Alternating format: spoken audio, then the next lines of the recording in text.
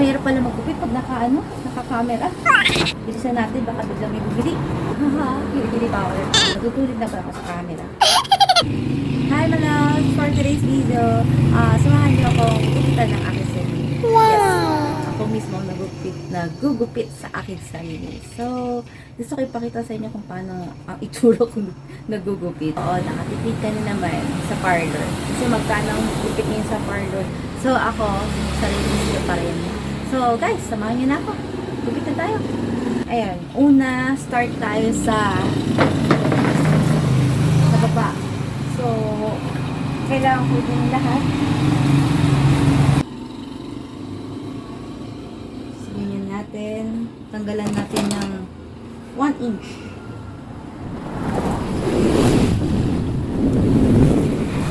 Patiin natin ang taas. Mas mahirap pala magkupit pag naka-camera.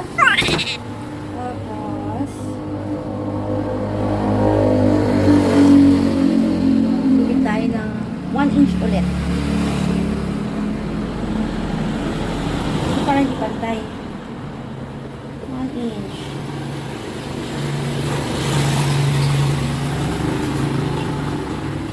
So, every 3 months ko ito ginagawa, guys. Sariling sikap lang talaga ako every 3 months. Hindi pantay, oh. Nakakataranta pala pag may nanonood. Kaya di pa rin kami. Bilisan natin, baka biglang may bumili.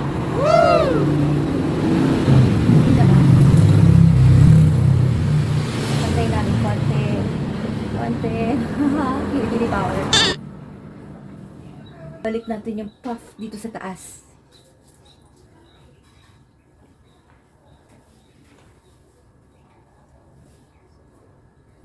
Ayan. Ganyan ko ginagawa ang aking octopus haircut. And then, last, halata ba ang eyes ko? Naglamumula. Last, dito sa bangs. So, ito, harap natin. So, marinisan na kasi sanay na ako nagtubig pa. Ayan. Half inch din. Pero ganito pag-focus lang. Pantay-pantay. Parang ano siya. Fringe ang dating. So, pag mga fringe, natutulid na ba ako sa camera? Yan. Tignan natin ang outcome, guys.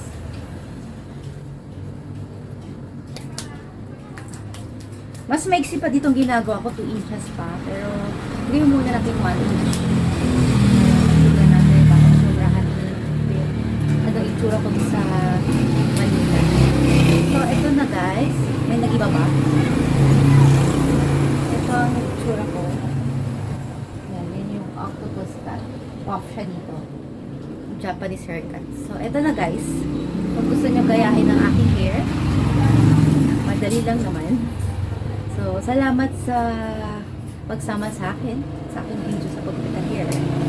So, see you again next time. Thank you. Bye!